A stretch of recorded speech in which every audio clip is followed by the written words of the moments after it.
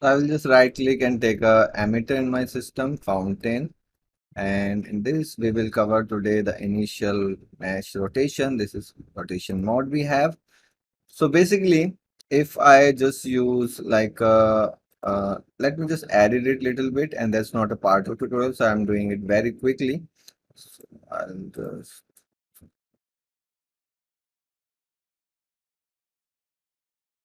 so from here this tutorial starts. So we have some 10 particles spawning on here.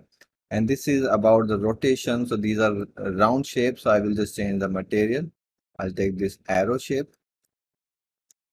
Let it compile. So we have this arrow and you can see, let me make this red and make it a little big. So these arrows are randomly rotated. See, all are facing different axes because the rotation mode is random.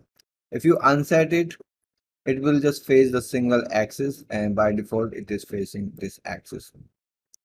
So we have four options in the rotation. First is unset. Unset just make them to face one axis.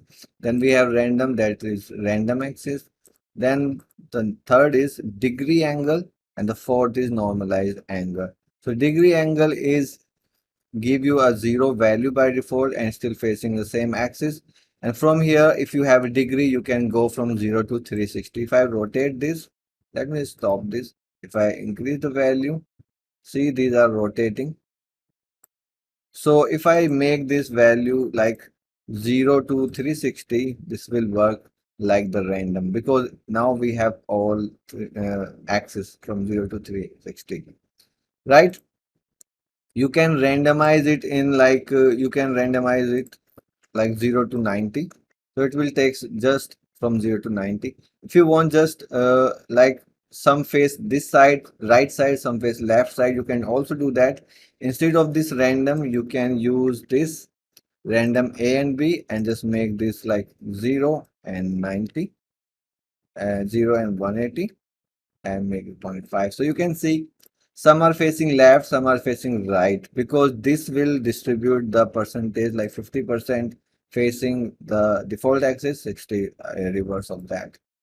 Okay. So the change in degree and normalize is just the value. Degree goes 0 to 360, value goes from 0 to 1 as mentioned here, and rest of thing is same.